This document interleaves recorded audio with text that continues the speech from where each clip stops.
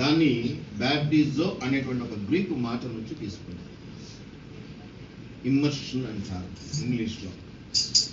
మనము ఈ గీజర్లు లేకముందు immersion coil అని దాన్ని వాడేవాళ్ళం.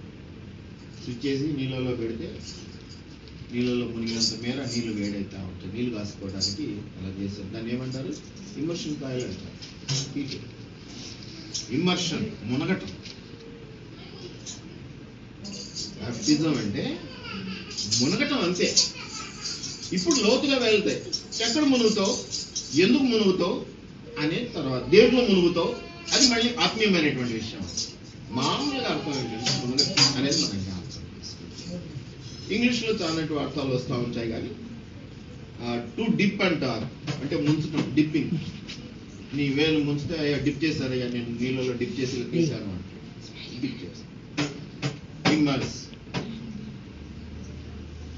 సింక్ అని కూడా అంటారు. అంటే ఇప్పుడు ఓడ మునిగిపోతుంది అనుకోండి, ఎక్కడ మునుగుతుంది? సింక్ అయిపోతుందండి అంటారు. మునగటం అనేది బ్యాప్టిజం అంటే పై అర్థం, లిటరల్ మీనింగ్ అంటారు, ఫిజికల్ మీనింగ్ అంటారు. అంటే కంటికి కనిపించే పదం యొక్క అర్థం. ఏడ్చాడంటే అనేది తర్వాత అర్థం, అది లోపలికి బాగా వెళ్తే అర్థం.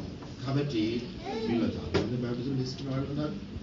బ్యాప్టిజం తీసుకోవడానికి సిద్ధపడుతున్నటువంటి వారు కూడా ఉన్నారు కదా. కాబట్టి మీకు ఆ లోతు తెలిస్తే, ఎవరికైనా మీరు దేవుని వాక్యం చెప్పిన తర్వాత బ్యాప్టిజం యొక్క ఉద్దేశము, ప్రాముఖ్యత, దాని ఇంపార్టెన్స్ కూడా చెప్పడానికి వీలవుతుంది కదా. ఓకే, రక్షణ పొందు, వాక్యం చెప్పు అనేది కాకుండా వాళ్ళని బ్యాప్టిజం మనకు ప్రోత్సహించాలి, ఎంకరేజ్ చేయాలి కదా, ప్రోత్సహించాలి. అప్పుడు మీకు తెలిస్తే మీకు ఇంకొకరు చెప్పేదానికి వీలవుతుంది. అందుకని ఒకటి పద్ధతిగా ఈరోజు నేను మీతో ఈ యొక్క వాక్యాలను షేర్ చేసుకోవాలనుకుంటా ఉన్నాను. 1 కొరింథీ 10వ అధ్యాయము 2వ వచనంలో మనం అందరూ మోషేను బట్టి మేఘములలోను సముద్రములోను బాప్తిస్మము పొందిరి. మోషే నాయకత్వంలో వాళ్ళు నడుస్తున్నారు. ఎవరు? ఇజ్రాయేలీయులు. అయితే వాళ్ళని ఎక్కడ కూడా ముంచేస్తాం. అది ఎక్కడికో నూతన నిబంధనలోకి వచ్చేసరికి తెలిసిపోతుంది. ఎక్కడో నూతన నిబంధనలో సువార్తల్లో అసలు ఆయన పేరే యోహాను అంటే 100 మంది యోహాను ఉన్నారు కాబట్టి ఆయనకు ఒక పేరే వచ్చేసింది. ఏం పేరు? బాప్తిస్మమిచ్చు యోహాను అని పేరు వచ్చేసింది. ఆయన పని బాప్టిజం ఇచ్చుకుంటూ పోతా ఉన్నాడు. ఎక్కువ మంది ఇవ్వలేదండి. ఈవెన్ యేసు ప్రభు కూడా ఎవరికి బాప్టిజం ఇవ్వాల. అయితే ఆయన తీసుకున్నాడు. ఎందుకు తీసుకున్నాడు అనేది మనం గమనిద్దాం. వాక్యం ఎక్కడన్నా వస్తే దాని గురించి చెప్తాం. మనం కూడా తీసుకోవాలి. కాబట్టి ఒక లీడర్ గా ఆయన చేసి చూపి, కొంతమంది లీడర్స్ ఏంటంటే చెప్తారు కానీ చేయరు. ఎంతసేపు మనల్నే చేయమంటా ఉంటారు. యేసు ప్రభు అటువంటి వాడు కాదు కాబట్టి ఆయన తీసుకొని ఇగో ఇలా తీసుకోవాలి అని చూపించాడు. ఆయన చిలకరింపు తీసుకోవాలా, అయోర్దాను నదిలో నిండా మునిగి తీసుకున్నాడు. వీటన్నిటిని మనం గమనించినాం కాబట్టి ఏదో పాత రోజుల్లో ఊర్లలో చిలకరింపు ఇచ్చారు కాబట్టి దాన్ని వద్దనుకొని మళ్ళీ కూడా మేమందరం కూడా చిలకరింపు తీసుకున్నా కూడా క్షమించమని ప్రార్థన చేసుకొని మళ్ళీ నీటికొంత తీసుకున్నాం. కాబట్టి ఇప్పుడు ఎవరిని కూడా మేము ప్రోత్సహించాల్సి వస్తే నీటి మునకనే ప్రోత్సహిస్తాం. అమ్మ నీటిలో మునగటమే. నీళ్లు లేవు, నిలువెల్లా నీళ్ళతో, ఇది దాని ఉద్దేశం. చిలకరింపు అంటే వెళ్ళకి అంటిందే కొంచెం, ఆ అంటిన దాన్ని చిలకరిస్తే ఎంత మునుగుతాం. కాబట్టి అది వాక్యం. మోషేను బట్టి మనం ఎక్కడ తీసుకుంటున్నారంటే వాళ్ళంతా ఇశ్రాయేలీయులు మేఘములు. 12వ అధ్యాయం. యూదులమైనను గ్రీసు దేశస్థులమైనను దాసులమైనను స్వతంత్రులమైనను ఏంటి వారమైనను ఎవరమైనను బాప్తిస్మము పొందిరి. ఒక్క శరీరం ఎవరు? యేసు ప్రభువు. ఒక్క ఆత్మ ఎవరిది? పరిశుద్ధ. ఒక్క శరీరము ఒక్క ఆత్మలోనికే మనం బ్యాప్టిజం తీసుకోవాలి. బ్యాప్టిజం నుంచి మునగడం అనేది పై అర్థం అయితే, ఇక లోపల తీసుకున్నాం ఆయన శరీరంలో ఆయన ఆత్మలో పొందుకుంటాం. పరిశుద్ధాత్మ అంటే ఆయన ఆత్మ కూడా అనుభవించుకోవాలి. ఎందుకంటే తండ్రి కుమార పరిశుద్ధాత్మ ఏక శరీరం. తప్పుగా అనుకోవాల్సిన పని లేదు. వాళ్ళు ముగ్గురు వేరైనప్పటికీ కూడా ముగ్గురు ఒకటి.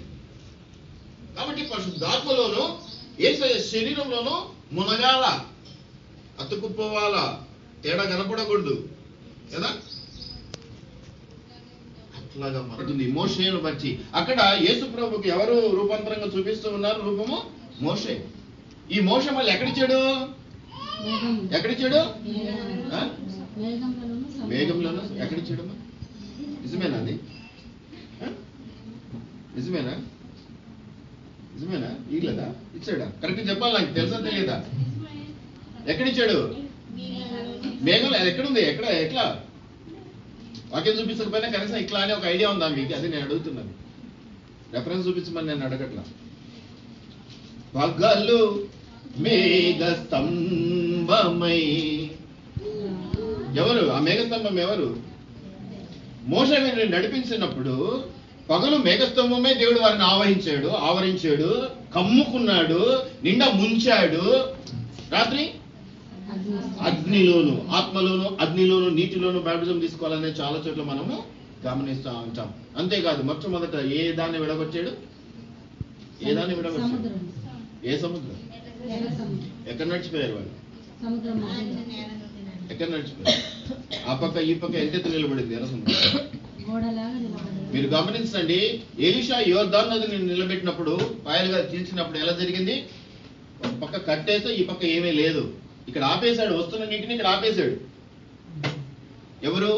ఎలీషా. ఈ పక్క ఏం లేదు, ఇక్కడ ఆనకట్ట కట్టేసి మొత్తం గేట్లు మూసేసాడు. ఇక్కడ నీళ్ళు లేవు, ఇదంతా ఎండిపోయింది. మోషే విషయంలో ఎర్ర సముద్రం చీలినప్పుడు ఏమైంది తెలుసా? ఇటు అటు నీళ్లు ఉన్నాయి కానీ మధ్యలో దారి వచ్చింది. ఈ పక్క ఇంతెత్తు, ఈ పక్క ఇంతెత్తు. ఏదో కాలు మునగడాలు, ఇక్కడ వరకు మునగడాలో కాదు. యోర్దాను ఎర్ర సముద్రం ఎంతవరకు ఉంది? సముద్రం అది. అంటే ఎన్ని అడుగుల ఎత్తు ఉంటుందో మనకు తెలియదు.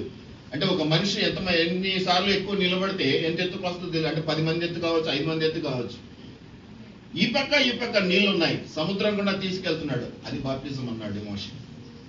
నీటి గుండా మిమ్మల్ని నడిపించిన, నిండా నీటి గుండా మోకాళ్ళ వరకు యోర్దాను నదులు నడిపించడం కాదు. యోర్దాను నదులు నడిపించకుండా అందుకే దేవుడిని ఏం చేశారు? ఉంచారు. ఎందుకంటే అక్కడ ఎక్కువ నీళ్లు లేవు, జస్ట్ మునిగేంత వరకే ఉంచాయి. ఆ పాపంలో నుంచి ఎర్ర సముద్రం దాటించడానికి ఎక్కడి నుంచి తీసుకెళ్లాడు? బాప్తిస్మం ఇచ్చి తీసుకెళ్లాడు. అది రక్షణ పొందితే మొట్టమొదట మోషే తెలియకుండానే ఇది చేసి చూపించాడు. అది తెలిసి చేశాడని నేను చెప్పట్లేదు, తెలియకుండానే. కానీ దేవునికి తెలుసు. అందుకే ఏమన్నాడు? ఎర్ర సముద్రం వైపు కర్రెత్తి పట్టుకుని ఆయన అది చీపాది అక్కడి నుంచి నడవండి అన్నాడు. అంటే దేవునికి తెలుసు ఇది బాప్తిజం ఇవ్వాలని. వీళ్ళు పాపం నుంచి బయటకు వస్తున్నారు, రక్షణలోకి వస్తున్నారు, నేను చూపించినటువంటి పరలోక రాజ్యమైనటువంటి కానానికి వస్తున్నారు. కాబట్టి బాప్టిజం తీసుకుంటేనే దాంట్లోకి వెళ్ళగలరు. కాబట్టి ఎర్ర సముద్రం. ఏ సముద్రం? అది బాప్టిజం అంటారు. చాలా మంది అంటారు మోషే ఎవరికి ఇవ్వలేదండి. తెలియకుండానే మస్తు మందికి ఇచ్చాడు. తెలియకుండా ఎంతమందికి ఇచ్చాడో మనకు తెలియదు. మొత్తం ఇశ్రాయేలీయులందరినీ కూడా బాప్టిజం ద్వారా నడిపించినాడు రక్షణలో. ఎక్కడి నుంచి? ఐగుప్తు అనే పాపం నుంచి కానాన్ అనేటువంటి పరలోక. ఎక్కడికి బయలుదేరేవారు? కానానికి. ఏమిటో కానాన్ అంటే దేవుని స్థలం, పాలు తేనెలు ప్రవహించే స్థలం. అంటే ఉదాహరణ ఏంటి? పరలోక రాజ్యం. కాబట్టి బాప్టిజం జరిగిందా లేదా? ఇజ్రాయేల్ మనం తీసుకోవాలా లేదా? మనం లోకస్తులము, మనం క్రీస్తుని బట్టి, నూతన నిబంధనను బట్టి తీసుకోవాలి. కాబట్టి అక్కడ ఒక మాట ఏమన్నది? క్రీస్తు శరీరములోను పరిశుద్ధాత్మలోను మనం బాప్టిజం నిండా మునగాల. ఇప్పుడు ఒక్క మాట అడుగుతాను, చెప్పుకోవాలట. నిరంతరం వాక్య ధ్యానంలోను, బైబిల్ పఠనంలోను, ఇంకా ఏం చేయాలట? ప్రార్థనలోను గడుపుతుంటే మనతో దేవుడి సంబంధం పెరిగిపోయి ఆ వెలుగు, ఆ తేజము, ఆ ప్రకాశము, ఆ శక్తి, బలం పెరుగుతా. కాబట్టి బాప్టిజం అనేది ఖచ్చితంగా చెప్పాలి. ఇజ్రాయేలీలు మోషన్ బట్టి తీసుకుంటే మనము నూతన విశ్వాసులము, నూతన ఇజ్రాయేలీలమైనటువంటి మనము క్రీస్తు శరీరాన్ని బట్టి, పరిశుద్ధాత్మ శక్తిని బట్టి తీసుకుంటాం. అది మనం గమనిస్తున్నాం. మత్తయి సువార్త 3వ అధ్యాయము. బాప్తిజము తీసుకోక ముందు మొట్టమొదటి ఏం చేస్తున్నారు వాళ్ళు? ఏం చేయాలి? పాపములో ఒప్పుకొని సరే, అక్కడ ఒక మాట లేదు కానీ నేను చెప్తున్నా. ఒప్పుకొని వదిలిపెట్టాలా?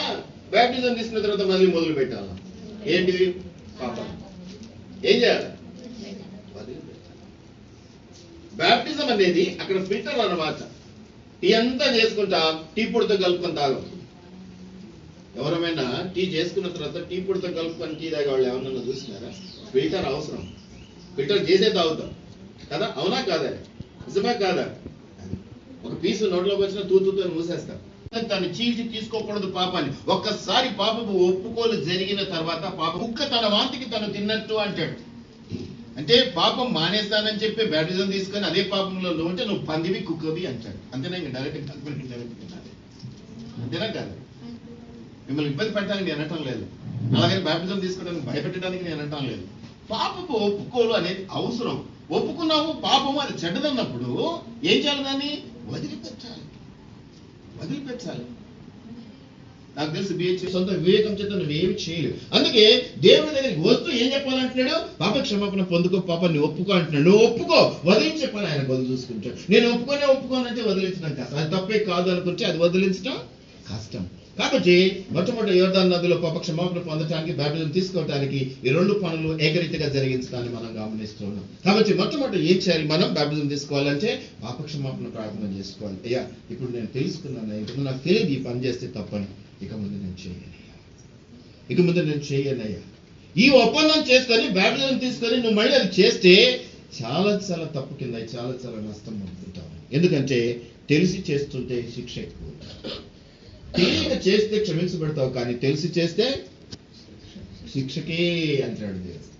దాంట్లో ఇంకా వేరే పద్ధతులు ఉన్నాయి. ఇలాంటి పొందుకున్నా కూడా అటువంటి ప్రేమానుబంధాన్ని మనము కలిగి, ఒక తండ్రి ఏ విధంగా ప్రేమిస్తున్నటువంటి గొప్ప ప్రేమను ఆయన మన పట్ల కలిగి ఉన్నాడు కనుక క్షమిస్తాం. కానీ మనం నాటకాలు అంటా ఉంటే మాత్రం ఖచ్చితంగా శిక్ష రెండింతలు మూడింతలుగా ఉంటుందని మనం జ్ఞాపకం చేసుకోవాలి. ఆ 11వ వచనం కూడా చదవండి. మీకు బాప్టిజం ఇచ్చుచున్నాను, అయితే నా వెనుక వచ్చుచున్నవాడు నాకంటే శక్తిమంతుడు, ఆయన చెప్పులు మోయుటకైనను. యోహాను ఇచ్చినటువంటి బాప్తిస్మే చాలా గొప్పదని ఆ రోజుల్లో భావించేవారు. అందుకని యోహాను చెప్తున్నాడు, నేనేదో నీళ్ళలో మీకు ఇస్తున్నాను, కానీ ఇంకా ఏమంటాడు ఆయన? చదువునాను. మారు మనస్సు నిమిత్తము నేను నీళ్ళలో మీకు బాప్తిస్మం ఇచ్చుచున్నాను, అయితే నా వెనక వచ్చినటువంటి యేసు ప్రభుల వారు నాకంటే శక్తిమంతుడు, ఆయన చెప్పులు మోయటకైనా నేను పాత్రుడను కాను, ఆయన పరిశుద్ధాత్మలోను అగ్నితోను. అగ్ని అన్నానా? ఇప్పుడు పగులు మేఘస్తంభం, రాత్రి అగ్నిస్తంభం అన్నానా? ఇప్పుడు యేసు ప్రభు దేంతో ఇస్తున్నాడు మనకి? పరిశుద్ధాత్మతోను అగ్ని. చాలా మంది నీటి మునక దగ్గర ఆగిపోతా ఉంటారు. అది ఆగిపోతే నిజమైనటువంటి బ్యాప్టిజం కాదు. అది లోకరీతిగా ఎంతవరకు అంతవరకే బ్యాప్టిజం తీసుకొని వస్తారు. ఇంకంతే మామూలు. ఆ ఉత్సాహం ఉద్యోగం 2వ రోజుకు పోతుంది. బైబిల్ ఆదివారమే తీస్తారు, మిగతా రోజులన్నీ అటకాల్లో పెట్టేస్తారు, బీరువాలో పెట్టేస్తారు చెడిపోకుండా. జిప్పు కూడా తీయరు. బైబిల్ జిప్పు తీస్తే కూడా చదవాల్సి వస్తుంది. నీటి మునక తర్వాత ఇంకేం పొందుకోవాలి? ఆత్మ బాప్టిజం తీసుకోవాలి, అగ్ని బాప్టిజం తీసుకోవాలి. అది హై స్టేజ్. ఆ స్టేజ్కి రావటం చాలా కష్టం. ఉత్సాహం ఎక్కువగా అనిపిస్తుంది. 1 నెల, 2 నెలలు, 3 నెలలు తర్వాత సంఘంలో కనపడదు. ఇంత లోక వ్యాపారమే, లోకమే. ఏమంటే తీసుకున్నా రక్షణ వచ్చేసింది అనుకుంటారు. తీసుకున్నా దేవుడు ఇంకా పరలోక రాజ్యాన్ని తీసుకెళ్తాడు మమ్మల్ని అనుకుంటారు. కానీ ఆ తర్వాత ఇంకా ఏం జరగాలంటే ఉన్నాయి. అక్కడ మొదలవుతుంది నిజమైనటువంటి బాప్టిజం. అక్కడ మొదలవుతుంది నిజమైనటువంటి బాప్తిస్మం. అంటే మొదట పాపాన్ని ఒప్పుకోవడం అనేది ప్రాథమిక సూత్రం. పాపాన్ని ఒప్పుకోవాలి. బాప్టిజం తర్వాత ఆ పాపాన్ని చేయకుండా ఉండేటువంటి పరిస్థితుల్లో మనం కలిగి ఉండాలి. అట్టి పరిస్థితుల్లో మనం ఉన్నప్పుడు క్షమించడం ద్వారా దేవుడు మనల్ని ఆదరిస్తా ఉంటాడు. ఆదరించడం ద్వారా చనువు పెంచుకుంటాడు. చనువు పెంచుకోవడం ద్వారా ప్రేమ పెరుగుతుంది. ప్రేమ పెరిగిన తర్వాత ఏది కావాలంటే అది ఇస్తా ఉంటాడు. ఇక పరిశుద్ధాత్మని ఇవ్వడం, అగ్నితో బాప్టిజం ఇవ్వడం చాలా సునాయాసమైనటువంటి పని. అది ఇంకా ఎక్కువ విషయమే కాదు. నీటి మునుగ కంటే కూడా చాలా సునాయాసమైన పని. అట్టి సునాయాసమైన పనిని జరిగించుకోవాలంటే యేసు ప్రభుల వారితో మనం సక్రమైన రీతిలో సంబంధాన్ని కలిగి ఉండాలి. సంబంధం కలిగి ఉండాలంటే ఎప్పుడు కలుస్తా ఉండాలా, ఎప్పుడు మాట్లాడుతూ ఉండాలా. ఆయన ఇంటికి నువ్వు నీ ఉన్నతం అంటేనే ప్రార్థన చేసుకోవటం కదా. ఇది అందరికీ తెలిసిన విషయం. ప్రార్థన చేసుకోవడం అంటే నువ్వు దేవునితో మాట్లాడడం, దేవుడు నీతో మాట్లాడడం. ఈ రెండు. ఎంతో మంది భక్తులు ప్రార్థనలో ఆత్మ పరలోకానికి వెళ్ళి రావటం అనే సాక్ష్యాన్ని చెప్పారు తెలుసా. ఆ స్థితికి వెళ్ళాలి అంటే ఎంత గొప్ప ఆశీర్వాదం, ఎంత గొప్ప చనువు, ఎంత గొప్ప స్నేహం కలిగి ఉండాలి దేవునితో. కాబట్టి అంత గొప్పతనానికి ముందు ఇది మెట్టు. ఏది? నీటి మునక. ఇది లేకుండా మళ్ళీ దాన్ని పొందుకోలేవు. ఇది లేకుండా నేను ఒట్టి పరిశుద్ధాత్మను పొందుకుంటాను, నేను అగ్నితో పాటు తీసుకుంటాను అంటే కుదరదు. మొదట ఇది ప్రాథమికం. అన్నం చేయాలంటే బియ్యం కడిగి పెట్టుకోవడం మొదటిది.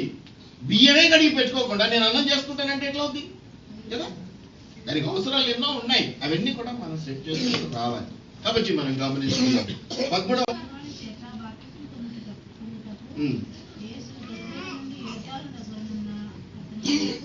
వచ్చింది.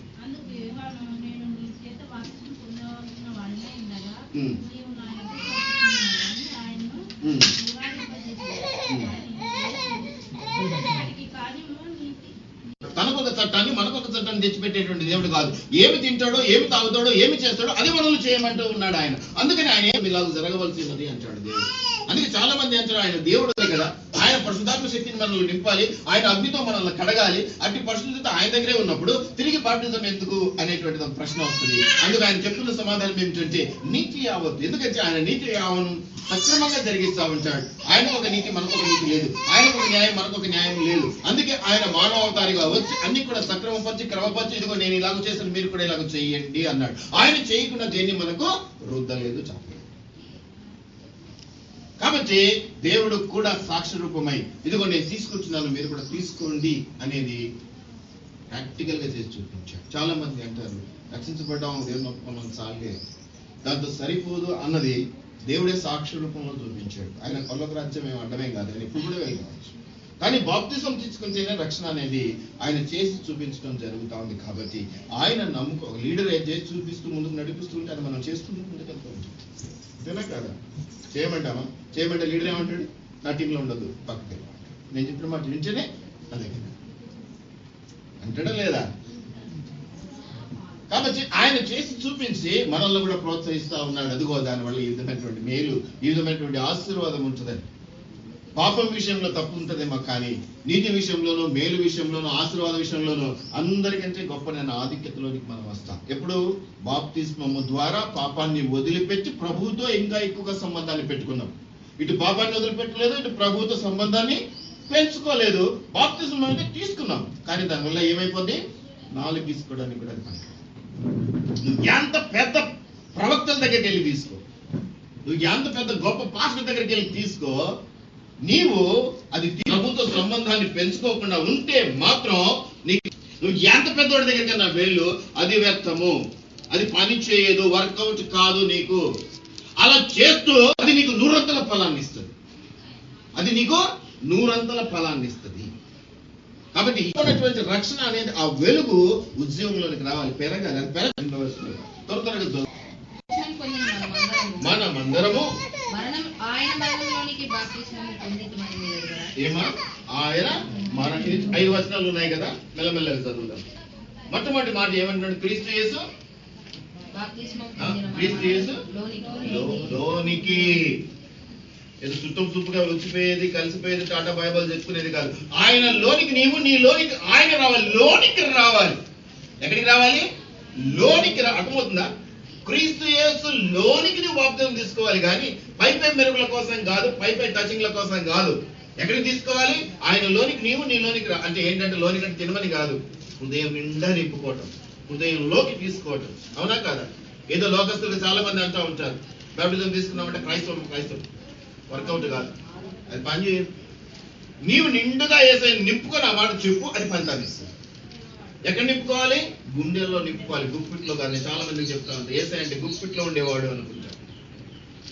ఏదో గుప్పిట్లో మంత్రదండం పెట్టుకొని మంత్రాలు చేస్తాడు, హామ్ ఫట్ హామ్, అట్లా ఎక్కడ ఉండాలి? క్రీస్తు యేసు లోనికి మనం ఏమవ్వాలి? బాప్తిజం తీసుకోవాలి. చదువు. కాబట్టి తండ్రి మహిమ వలన క్రీస్తు మృతుల నుండి ఎలాగూ లేపబడెను, అలాగే మనమును నూతన జీవం పొందిన వారమై నడుచుకుని. నూతన జీవం గురించి ఈసారి మాట్లాడతారు. నూతనత్వం అంతా కడగబడి కొత్తదైపోతా ఉంటాం, స్కిన్ మారిపోతా ఉంటుంది. మనము బాప్తిస్మం వల్ల మరణంలో పాలు పొందుటకై ఆయనతో కూడా పాతి పెట్టబడింది.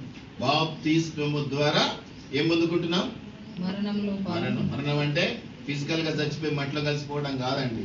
పాత జీవితాన్ని చంపేస్తూ ఉన్నాం, పాత అలవాట్లను చంపేస్తా ఉన్నాం, పాత మనసును చంపేస్తా ఉన్నాం. అది అర్థం దాంట్లో.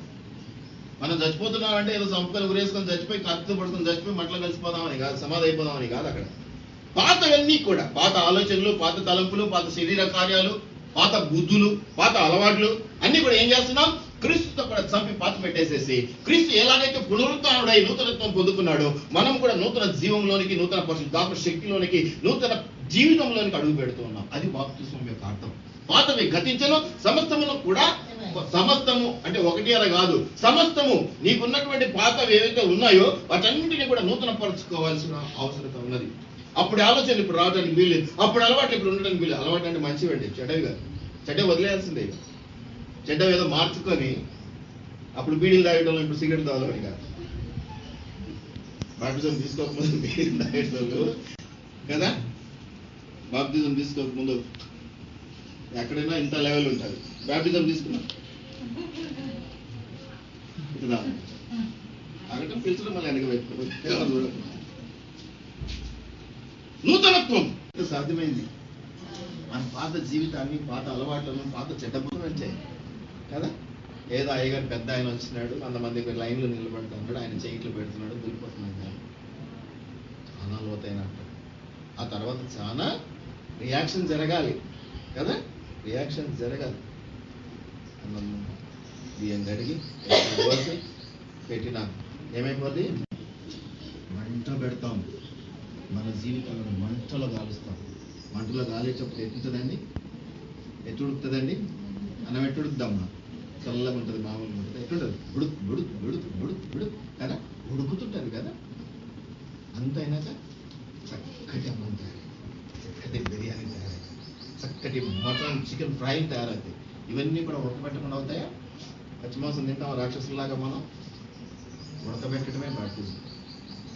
కరెక్ట్గా చెప్పాలంటే ఉడికిపోవాలి మనం.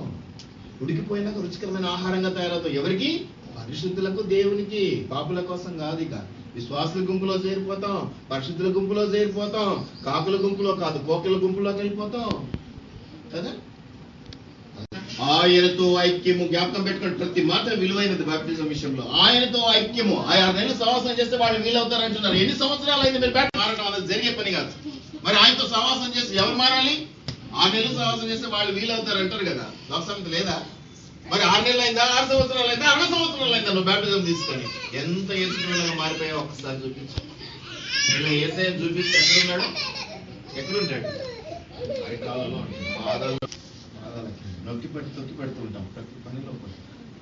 బాధ అనిపిస్తుంది కదా. ప్రతి విషయంలో కూడా మనల్ని సరిచేయాలని హెచ్చరిస్తూ ఉంటాడు ఇక్కడ కూర్చొని. అని ఏం చేస్తాం మనము? కాలు కింద తొక్కి పెట్టేస్తాం. నువ్వు నాతో మాట్లాడి చెప్పదు, నా ఇష్టం వచ్చి నేను చేస్తాను, ఇవేమో నాకు చెప్పడానికి అనేస్తాం. ఎప్పుడు? బ్యాడ్లను తీసుకున్న తర్వాత, తీసుకోకముందు కాదు, తీసుకున్న తర్వాత, తీసుకోకముందు కాదు. కాబట్టి ఇది చాలా విలువైనటువంటి పని, చాలా ముఖ్యమైనటువంటి పని, ప్రాథమికంగా మొదటి పని.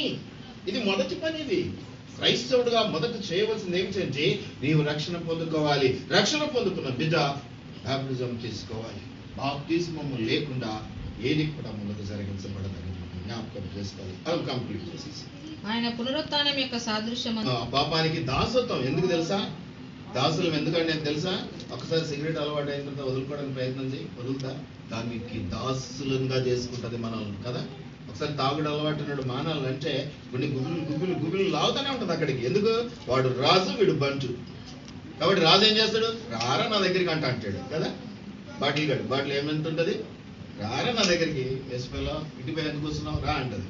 వీడేం చేస్తాడు? పిల్లల్ని కొట్టు, లేదా డబ్బాలో దాచుకున్నది తీసుకొని సంకం పెట్టుకొని పోతాడు.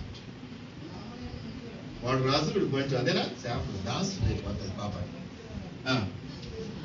దాసులము కాకుండుటకు పాప శరీరము నిరర్థకమగునట్లు మన ప్రాచీన స్వభావము. ఈ శరీరం నిరర్థకం, వేస్ట్ కావాలి.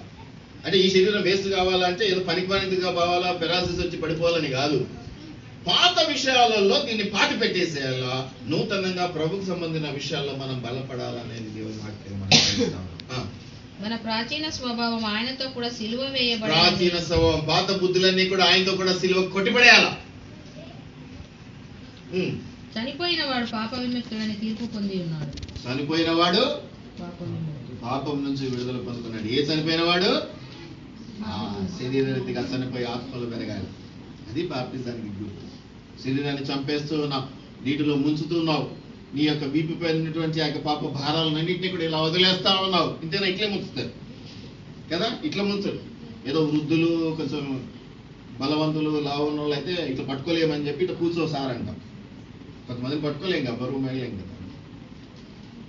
గర్భిణీ స్త్రీలు, ఒక్కోసారి గర్భిణీ స్త్రీలకు ఇవ్వాల్సి వస్తే ఎన్ని కొంచెం, అంటే వాళ్ళని మాత్రం అంత ఆరోగ్యంగా ఉండి అంత బాగున్న వాళ్ళని ఏం చేస్తాం? ఇక్కడ ఉన్న ముచ్చి ఇలాగే వదిలేయాలి.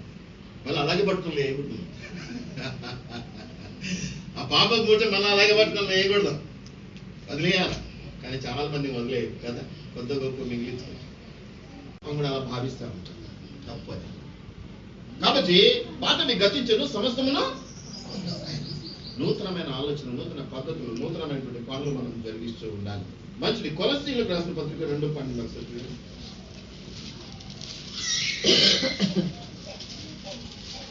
కొలస్సీలకు రాసిన పత్రిక 2:12. మిమ్మల్ని మీరు పరీక్షించుకోండి. ఇది ఎవరో ఏదో ఎత్తిపొడిచేది కాదు. బ్యాప్టిజం తీసుకున్న వాళ్ళు చాలా మంది ఉన్నారు. మరి ఇటువంటి జీవితాల్లో మనం ఉన్నామా? మరి బ్యాప్టిజం తీసుకునేటువంటి జీవితాల్లో సరిగా లేకపోతే ఒక స్థితి వచ్చిన తర్వాత ప్రభు కనికరించడం ఎక్కువగా జరుగుతుంటది కాబట్టి అక్కడ పాపానికి ఎట్లా ఆయన క్షమాపణ దయచేస్తుంటాడో అది వేరే విషయం. అయితే మొట్టమొదటిగా ఈ ప్రయత్నము, ఈ ప్రయాసము లేకుండా మనం ఆశీర్వదించబడడం అనేది జరుగుతుందా? ఇది మనల్ని మనం చూసుకోవాలి. కాబట్టి మనం గమనించుకుందాం. కొలస్సీలకు రాసిన పత్రిక 2:12. మీరు బాప్టిస్ట్ ఆయనను మృతులలో నుండి లేపిన ప్రభు దేవుని ప్రభావమని విశ్వాసించుట ద్వారా ఆయనతో కూడా లేచి ఆయన కూడా పాతిపెట్టబడ్డాడు, పునరుత్థానుడు అయినాడు. మనం కూడా బ్యాప్టిజం ద్వారా మరణిస్తూ ఉన్నాము. ఆయన పునరుత్థానం ద్వారా మళ్ళీ జీవంలోనికి వస్తా ఉన్నాం. కాబట్టి మనం మార్పు చెందుతున్నాం. నీ ముక్కు అలాగే ఉంటుంది, నీ కళ్ళు అలాగే ఉంటుంది, నీ నాలుగు అలాగే ఉంటుంది, నీ పదులు అలాగే ఉంటాయి. కానీ నీ చూపులో తేడా తెలిసిపోవాలి, నీ మాట తీరులో తేడా తెలిసిపోవాలి, నీ నడవడికలో తేడా తెలిసిపోద్ది. అది బ్యాప్టిజం. అదే కళ్ళు, అదే ముక్కు, అదే పరిస్థితి, కానీ తేడా ఖచ్చితంగా కనిపిస్తుంది కదా. అంతకుముందు కఠినత్వం నుంచి ఆ కళ్ళలో ఇప్పుడు ఏముంటుంది? నిండా ప్రేమ, నిండా కనికరం కనిపిస్తుంది కదా. అది బ్యాప్టిజంలో ఉన్నటువంటి తీపిదం, బ్యాప్టిజంలో ఉన్నటువంటి ప్రత్యేకత, బ్యాప్టిజంలో ఉన్నటువంటి మహిమ, శక్తి, దేవుని శక్తి. కాబట్టి ఏదో సునాయాసంగా కాదు, సులువుగా కాదు, వాళ్ళు తీసుకున్నారు వీళ్ళు తీసుకున్నారని కాదు, ఏదో నమ్ముకున్నాం కాబట్టి పరిగెత్తుతామని కాదు. ఎంతకాలం అయిందమ్మా మీ అందరికీ? నేను కొంతమందికి చెప్పి ఎంతకాలం అయింది బ్యాప్టిజం గురించి? సంవత్సరం పైన అయింది. అవునా? సంవత్సరం పరిశీలించకుండా ఏదో అందరికి నంబర్ పెంచుకోవడానికి, రాసుకోవడానికి 10 మంది, ఈ వారం 10 మంది, రేపు 20 మంది, 30 మంది, 50 మందిని రాసుకోవడానికి కాదు. బాధ్యత కూడా పెరుగుతుంది పాస్టర్. ఎందుకంటే వాళ్ళు తప్పిపోతే మళ్ళీ లెక్క ఎవరికి చెప్పాలి? మేము చెప్పాలి. ఏదో సునాయాసంగా అయ్యగారు అంటేనే తీసుకోవడం కాదు. సంతోషం వాళ్ళని అంటి పెట్టుకొని ఉండాలి. వాళ్ళ యొక్క మంచి చెడ్డల విషయంలో, ఆత్మీయ విషయాలు, అంతేగాని డబ్బు లేనప్పుడల్లా పోయి డబ్బులు ఇద్దామని కాదు. ఆత్మీయమైన విషయాల్లో వాళ్ళ ఒడిదుడుకులు, వాళ్ళు తగ్గినా హెచ్చినా మేము దేవునికి లెక్క. వాళ్ళు చెప్పాలి, మొత్తం స్పిరిచువల్ బిడ్డలు అయిపోతాయి. వాళ్ళ ప్రతి బాధ్యత మా మీద. అంత సులువైనటువంటి కార్యం కాదు. ఏదో ఆయన ఇస్తున్నాడు, ఈయన ఇస్తున్నాడు, అందరూ తీసుకోరు. కొన్ని వందల మందికి, వేల మందికి బ్యాప్టిజం ఇచ్చేవాడు నా బాధ్యతగా తీసుకుంటానని చెప్పగలిగేవాడు ఎవడు లేదు. అది చాలా తక్కువ మందిగా ఉంటుంది ఆ స్పిరిట్, ఆ భావన. నా బిడ్డ నేను బ్యాప్టిజం ఇస్తాను, ఈయన క్షేమము నా బాధ్యత, ఆత్మీయ క్షేమం. కాబట్టి మనం ఆయనతో కూడా చనిపోయి తిరిగి, ఇదే ఒక ఎత్తు. ఇది ఆత్మీయమైనటువంటి విషయాలు. మీరు కొన్ని గమనిస్తే గుర్తులు కూడా ఉంటాయి, కొన్ని గుర్తులు ఉంటాయి. అది గుర్తులుగా కూడా ఇది మంచిది బ్యాప్టిజం అనేది. ఎందుకు మంచిది అంటే, పెళ్ళైంది అమ్మాయికి, ఎట్లా నాకు తెలుస్తుంది? నిన్నమన్నాడు దాకా మా ఇంట తిరిగింది, మాతో కూడా ఉన్నది. పెంచిన పెళ్ళైతే నేను మొట్టమొదటి చూడంగానే తాగిపోతూ కాలి పెంచాను, తెలిసిపోయింది అమ్మో పెళ్ళైంది బాబు, అర్థమైంది. బాహ్య గుర్తు అన్నమాట ఇది. నిన్నమన్నాడు దాకా అటు తిరిగో ఇటు తిరిగో బ్యాప్టిజం తీసుకుంటూ ఉన్నాం, 10 మంది మధ్యలో తీసుకుంటున్నాం, ప్రభు సన్నిధిలో తీసుకుంటూ ఉన్నాం. బాహ్యంగా డగ్గా కొట్టి ప్రకటించడం, అయ్యా ఈ రోజు నుంచి నేను యేసు ప్రభువుని నమ్ముతున్నాను, ముందే నమ్ముకున్నా, ఈ రోజు నుంచి ఇంకా నిక్కచ్చిగా ఆయన మార్గంలో నడవాలని నిశ్చయించుకొని అందరికీ తెలియజేస్తాను. ఒకసారి అలాగ తెలియజేసిన తర్వాత చాలా కష్టమైపోతుంది వెనక్కి రావచ్చు. సిగరెట్ తాగొద్దని నీవు నిర్ణయించుకుంటే 10 సార్లు తాగిన ఎవడు అడగడు. ఎందుకంటే నీకే తెలుసు మానేస్తానని నువ్వు ఎన్నిసార్లు అనుకున్నావు. నేను అందరికీ చెప్పేసిన. ఇప్పుడు నాకు వచ్చింది భయం. ఎందుకంటే నిన్ననే చెప్పినావు కదా, బుద్ధి లేనివాడు మానేస్తానని అంటారు. వాడు ఎక్కడికి తాగుతూ ఉంటే ఏమంటారు? నిన్ననే చెప్పినాడు అందరి ముందు, సిగ్గులేనివాడు, మళ్ళీ చూడు అప్పుడే మొదలెట్టాడు. బాహ్యంగా బాహ్యంగా ప్రకటించడం క్రీస్తు అంటే చాలా మందికి ఇది తెలియదు. తీసుకున్నాం క్రైస్తవులు అయిపోయాను. ఏదో ఆదివారం వాళ్ళ బైబిల్ పట్టుకున్న గంటసేపు కూర్చొని వస్తే ఆదివారం క్రైస్తవులే, కానీ నిజమైన క్రైస్తవులు కాదు. వాక్యం చదవకపోయినా, ప్రార్థనలో గడపకపోయినా నిజమైన క్రైస్తవులు కాదు. దేవునితో సరైన సంబంధాన్ని పెట్టుకోకపోయినా, స్నేహాన్ని పెట్టుకోకపోయినా క్రీస్తు బిడ్డ కానివాడు క్రైస్తవుడిని ఎలా చెప్పుకుంటాడండి? బిడ్డ కావాలంటే ఆషమాషి పని, 9 నెలలు మోయాలి, కనాలి, పెంచాలి, పాలు వచ్చాలి కదా, అన్ని చేయాలి, అన్ని గడగాలి. ఎంత శ్రమ అండి. ఈజీగా బాప్టిజం అనగానే రెండమ్మ ముంచుతామో. కాబట్టి ఈ విషయాలు మనం జ్ఞాపకం చేసుకోవాలి. రింగులు మార్చుకోవడం, బాహ్య గుర్తు ఎలాగైతే మనం పెట్టుకుంటామో అట్లాగే ఇది కూడా పరిశుద్ధాత్మ సంబంధమైనటువంటి గుర్తు అనేది మనం జ్ఞాపకం చేసుకోవాలి. అంటే పబ్లిక్ టెస్టిమనీ అంటారు ఇంగ్లీష్లో. అంటే ఏమంటారు తెలుగులో? అందరి ముందు ఏదో పేరుకు కాస్తేవాడు కాదు, క్రీస్తుని అనుసరించి నడుచుకుంటానని ఒక సాక్ష్యాన్ని బాహాటంగా ప్రకటించడం అనేది మీకు జ్ఞాపకం చేస్తూ ఉన్నాను. అంటే చాలా కష్టమైన పని తీసుకోకుండా జారిపోదాం అని అనుకోకండి. అది ఎంత సులువైన పనో, అది ఎంతగా ఆశీర్వాదం వస్తుందో, ఎంతగా దేవుళ్ళలో ఉంటే ఎంత బలపడతామో, ఒకవేళ పాపక్షమాపణ పొందుకొని ఎంత బాగుపడింది, ఒకవేళ ఏదైనా జరిగితే ప్రభు ఎంతగా కనికరించి చూపించుకుని కంటికి రెప్పలా కాచి కాపాడి ఆశీర్వదిస్తాడో, అది చాలా ప్రత్యేకమైనటువంటి విషయం. నేను దగ్గర ఉండటానికి నేను అలవాటు పడుతున్నానంటే ఆయన్ను నా సంరక్షకుడిగా నాకు ఒక పెద్ద వ్యక్తి, ఒక పెద్ద ఆస్తికుడో, లేకపోతే పెద్ద గుణవంతుడో, లేకపోతే ఇంకా ఏదైనా ఉన్నటువంటి వాడి దగ్గరికి వెళ్ళి నేను ఆయన పనుల్లోనే నేను ఉన్నాను అనుకో, ఇక నాకు భద్రత కరువా? ఏమైనా జరుగుద్దా? ఏం జరిగిన రెస్పాన్సిబిలిటీ ఎవరు? బాధ్యత ఎవరు? ఇప్పుడు మీకు బ్యాప్టిజం ఇస్తే బాధ్యత ఎవరిది అంటాను? ఇచ్చినాడు. చాలా మంది చెప్పుకోలేదు, భయం, లేకపోతే పెట్టపని చేస్తా, బాధ్యత ఎవరిది? అందుకే భంగపోతుంటాం రెండమ్మ సంఘాలకు. నేను రానుపో అంటాడు, మళ్ళీ ఎదురుగా రానుపో అనకపోయినా వీడు ఎప్పుడు సదాయిస్తుంటే వీడి దగ్గర పోద్దు అనుకుంటాను. కానీ వచ్చేటోడే బాధ్యత తీసుకొని వస్తున్నాడు, మిమ్మల్ని ప్రేమించి వస్తున్నాడు, దేవునికి లెక్క అప్పగించుకోవాలి కాబట్టి అది తప్పించుకోలేక మీ ఇంటికి వచ్చి భంగపోతున్నాడు. తగ్గించుకొని కాదు, మీకంటే తక్కువడే కాదు కదా. చాలా మంది ఇట్లా ఊహించుకుంటా ఉంటారు. ఇళ్ళకి వచ్చి అమ్మ రెండమ్మ ఎందుకు మానేస్తున్నారంటే ఇది ఏం గతి లేకపోయింది, ఇది మనం తప్ప ఎవరు లేరంటున్నారు, పెద్దలు వచ్చి పిలుస్తున్నాడు. ఎందుకు మనం అనుకుంటాం? ఒక బ్యాప్టిజం ఎక్కడైనా తీసుకొని ఉండేవాడిని, బ్యాప్టిజం తీసుకున్నా కూడా అవకాశాలు ఉండి ఎక్కడో కొంచెం తీసుకుంటుంటారు. వాళ్ళను కూడా బాధ్యతగా భావిస్తేనే మనం అట్లా ఎట్టబడగలుగుతాం. పోతే పోనీ నట్టు ఎట్లా అనుకుంటే ఎవడు అంటే ఎవడు అడు నేను మనం అట్టి ప్రేమ, అట్టి గుణం ఎవరికి ఉంటుంది? దేవుని బిడ్డలకే ఉంటుంది. కాబట్టి మనం జ్ఞాపకం చేయాలి. ఇది ఒక పబ్లిక్ టెస్టిమనీ అనేది మనం గమనిస్తున్నాం. అపోస్తుల కార్యములు 8వ అధ్యాయము 36, 37, 38. నపుంసకుడు ఇదిగో నీళ్లు నాకు బాప్తిస్మం ఇచ్చుటకు ఆటంకమేమని అడుగగా నపుంసకుడు నయమాను చదువుతా ఉంటాడు. నపుంసకుడు బైబిల్ చదువుతా ఉంటాడు. పరిశుద్ధ గ్రంథం ఆ రోజుల్లో పాత నిబంధన అనుకున్నాడు. అప్పుడు అడుగుతాడు, ఏం చదువుతున్నావు అంటే, నేను చదువుతున్నది ఎవరొకరు మీకు వివరించకపోతే నాకు ఎటర్థమైందా అంటే, నేను చెప్తానంటే అయితే రథం ఎక్కి కూర్చోాలి. రథం ఎక్కి కూర్చున్నాక అవన్నీ కూడా వచనాలన్నీ కూడా వివరించి చెప్పిన తర్వాత దేవుని భయభక్తులు ఏర్పడతాయని నేను ప్రభుని అంగీకరిస్తా ఉన్నాను అని నీళ్ళున్న చోట ఏం చేస్తున్నాడు. కాబట్టి ఆయన రక్షణలోనికి రాగానే మొట్టమొదటి ఏమన్నాడు? నాకు బ్యాప్టిజం ఏదో నీళ్ళు ఇక్కడే ఉన్నాయయ్యా, మళ్ళీ ఎప్పటిదాకా ఎదురు చూద్దాం ఎందుకు, మళ్ళీ నువ్వు దొరుకుతావో లేదో, ఇప్పుడే నాకు అది ఇవి, ఇందుకు వల్ల నీకేమైనా ఆటంకం ఉందా, నాకేమైనా ఆటంకం ఉందా, త్వరగా ఆ పని ముగించుకున్నాడు.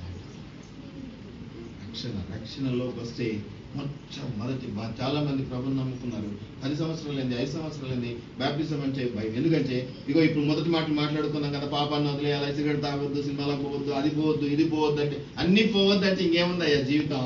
అన్ని రుచి చూడకపోతే సారం ఏముంది? ఇంకా ఎండిపోయిన పంటలాగా వద్దు, పచ్చి పంటలాగా ఉండాలి. కాబట్టి మేము బ్యాప్టిజం తీసుకున్నాం చాలా మంది. అవునా కాదు?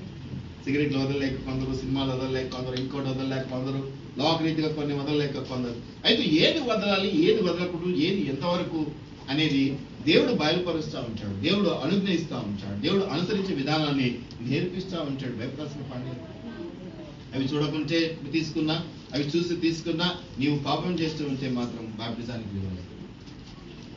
దేవుడు నేర్పిస్తూ వస్తాడు, మెట్టుగా కట్టుకుంటూ వస్తాడు, అన్నీ కూడా వివరంగా చెప్తా ఉంటాడు. కాబట్టి అక్కడ ఆయన తీసుకోవడానికి మనం గమనిస్తున్నాం. లూకాసు వార్త 23, 42, 43 వచ్చిన లూకాసు వార్త 23, నీవు నీ రాజ్యంలోనికి వచ్చినప్పుడు నన్ను జ్ఞాపకం చేసుకోవడము. అందుకు ఆయన వానితో నేడు నీవు నాతో కూడా పరదేశంలో ఉండవు. సిలువ వేయబడుతూ ఉన్నాడు దేవుడు. ఈ పక్క ఒక దొంగ, ఈ పక్క ఒక దొంగ ఉన్నాడు. ఒక దొంగ ఏమంటున్నాడు, నువ్వు రాజు అంట కదా, ఇదంట కదా, అదంట కదా, ఎందుకు నువ్వు రక్షించుకొని నన్ను కూడా రక్షించవచ్చు కదా, నీకు అంత శక్తి ఉంది అంటున్నారు, ఇంత శక్తి ఉంది అంటున్నారని వీడు కొనుగుతున్నాడు. యువతల వాడు అంటూ ఉన్నాడు, అయ్యా నేనైతే తమర్తనాలు పాపాలు చాలా తెలుసు, నాకు శిలువ కరెక్ట్ అయిన శిక్ష, నీవేంటయ్యా ఇది, నీవేంటి? కాబట్టి నువ్వు దేవుడు ఇంత భరిస్తున్నావంటే నువ్వు రక్షకుడు, అందుకని నీవు నన్ను అంటే ఏమంటున్నాడు దేవుడు, దిగు ఎక్కడున్నాయా నీళ్ళు చూడు, మునుగుతే రక్షణ బాప్టిజం అన్నాడా? ఏమన్నాడు? నీటి మునుగు బాప్టిజం జరిగిందా వాడికి? కాబట్టి వాడిని అడ్డం పెట్టుకుని అందరం తీసుకోకుండా ఉందామా? అక్కడ వాడికి అవకాశం లేదు. ఇక వాడు మరణానికి అప్పగించబడుతున్నాడు. దేవుడు ఒక క్షణం ఆలస్యం చేసినా కూడా వాడు చనిపోతే రక్షణ ఉండదు, చనిపోతే తీర్పులోకి వెళ్ళిపోతాడు. కాబట్టి దేవుడు ఏం చేసినాడు, నువ్వు దిగు, నువ్వు రా, నీళ్ళు ఎక్కడున్నాయో చూడు, తొట్టి పెట్టు, కడుగు, రా అన్నాడు. ఏమంటాడు? నేడు నీవు నాతో కూడా వాడిని అడ్డం పెట్టుకొని మనం తీసుకోకుండా చెప్పాడు. వాడికి అవకాశం లేదు, వాడికి మరణం దగ్గర పడింది. వాడికి ఆ ఛాన్స్ ఇవ్వకపోతే ఆత్మ వెళ్ళిపోతుంది, నరకంలోకి వెళ్ళిపోతుంది. యేసుప్రభువేమో కరుణామయుడు, దయగలిగినటువంటి వాడు, అవకాశం ఆయనకి వచ్చింది. ఎవడికో నీకు నాకు వస్తే మనం అంటాం ఇంకా అది చక్కబెట్టు, ఇంకా ఇది గడుగు, ఇంకా అది చెయ్యి అని. యేసుప్రభు ముందే కరుణామయుడు, దయామయుడు, జాలిగలిగినటువంటి వాడు. చక్కటి అవకాశం పక్కనే వచ్చి కూర్చుంటే ఏమంటాడు? వద్దంటాడు. ఏమన్నాడు? నేడు ఈ రోజే నువ్వు తెస్తావు, నేను తెస్తా, నేడు నీవు నాతో కూడా తెస్తాము. ఇక తర్వాత పరలోకం స్టేజ్ అన్నమాట కదా. హైదరాబాద్ నుంచి కర్నూలు వెళ్ళాలంటే మధ్యలో జడ్చర్లో వస్తున్నట్టు, అలాగే ఈ నుంచి వరంగల్ వెళ్ళాలంటే మధ్యలో ఇంకోటి ఏదో ఊరు వస్తుంది, అట్లా పరదేశకి వెళ్ళిపోతాం. ఆ తర్వాత పరలోకం అంటే పరలోకం మధ్య ప్లేస్. ఏమన్నాడు దేవుడు? అని ప్రేమని దేవుని వెళ్ళారా, అది చూసి మనం కూడా అయ్యో చివరి వరకు ఉందాం, లేదు అర్థం చేసుకోవచ్చు. మ్యారేజ్ గుర్తుంటాయి కదా, పిల్లల పిల్లలతో కొట్లాడిన రోజులు గుర్తుంటాయి, ఏ రోజు తాగి రెండు వాటిది గుర్తుంటుంది, అన్ని గుర్తుంటాయి. కానీ నువ్వు చనిపోయే రోజు నీకు గుర్తుంది, పక్కడికి గుర్తుంది. నువ్వు చనిపోయే రోజు నీకు గుర్తుండదు, పక్కడికి గుర్తుంటుంది. ఎందుకు? వాడు గుర్తుకొచ్చాడు కాబట్టి, నీ దినవారాలు వాడు చేయాలి కాబట్టి. ప్రేమ దేవుని బిడ్డ వాడిని అవకాశాన్ని నేను ముందుగా మీకు మాట చెప్పాను. రాజస్థాన్ ఎడారి పోయాం, ఇక్కడ నీళ్ళు ఉండవు, ఎడారి ఇసుక ఉంటుంది. ఏం చేస్తాం? ఎలా ఇస్తారండి బ్యాప్టిజం అక్కడ?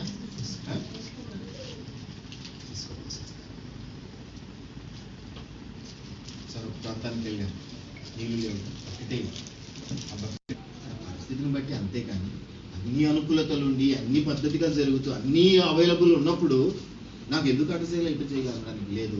చిలకరింపు కనిపిస్తాం, ఎక్కువ బలం చిలకరింపు.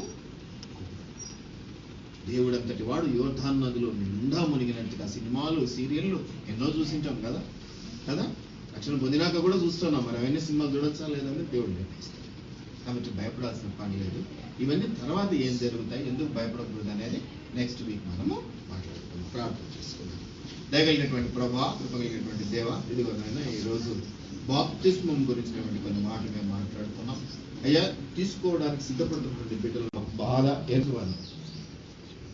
అది క్రైస్తవులకైనా ఇతరులకైనా అది ఆశీర్వాదం. క్రైస్తవులుగా నేను విశ్వసించి ఇంకా బాగుపడటం అనేది మేలైనది, రక్షణలో కొనసాగించడం అనేది ఆశీర్వాదకరమైనది. కాబట్టి ఆయన ఈ వాక్యాల ద్వారా మాకు మాట్లాడాలని మేము నమ్ముతూ ఉన్నాం.